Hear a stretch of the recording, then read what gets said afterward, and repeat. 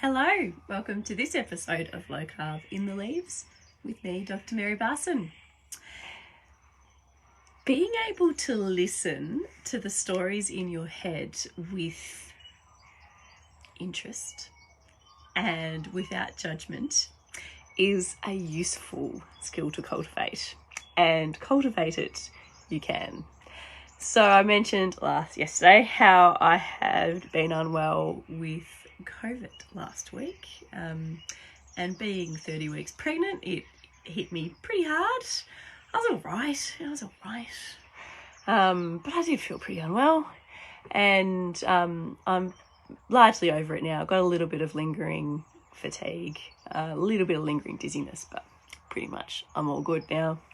Oh, and just for clarity, I did say I didn't go to hospital last week, and that's not entirely true. I actually did go to hospital twice, but that was for the baby, to the maternity assessment ward, for maternal assessment, not for me. At no point was anyone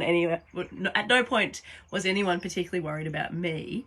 There were a couple of times when people were perhaps mildly worried about my little fetus, my little fetal human that I'm brewing, but fetal human was fine. He probably just didn't like the fevers and the tachycardia, and he just got a bit quiet there for a couple of times. So we went and got him checked out. Anyway, that's just clarification. So the stories in your head. And my brain threw up some stories when I was unwell. I was like, I really should eat. I can't be bothered eating. Getting up and getting food will make me feel short of breath. You should just go and eat, Mary. And I'll be like, I could just have toast. Toast would be easy. Let's just have toast. And rather than just getting up and making myself toast, which wouldn't serve me well, which would elevate my blood sugars, which would, add weight to the fact that I might need to be on insulin for my possible gestational diabetes, I didn't. I was just able to watch my thoughts and just go, my tired brain wants toast. Isn't that interesting? And just being curious without judgment about your thoughts is really helpful. So perhaps next time you're tempted, we always talk about the tea room because the tea room is the source of most of my temptation. I can't control the tea room environment at work, and the tea room is always full of tempting hyperpalatable foods, and I can see the caramel slice shining at me with the chocolate icing and the gooey caramel and the biscuit base. And I can just I want it. I'm just drawn to it, just my brain is like, there be dopamine.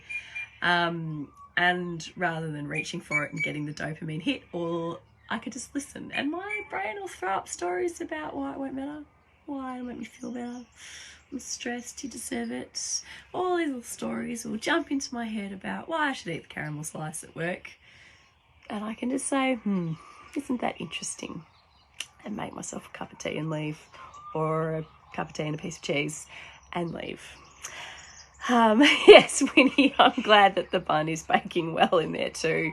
That was the only thing really about COVID that had me stressed, was being pregnant with COVID, because it's not always a combination that is very good. My daughter got over it really quickly. My partner got over it fairly quickly, but it was just a mild viral illness for them. And although I didn't like seeing them suffer, I wasn't worried about them. And I was a bit worried about my baby, but my baby was fine. So that is good. It's all good. It passed like a flash in the pan, really. Watch your thoughts. And the key here to watching your thoughts is to be able to do it with curiosity, like a scientist, and not judgment. Because it is true that our brains are incredibly interesting. Probably the most interesting brains that the universe has ever made. Don't know that for sure, but they are very interesting.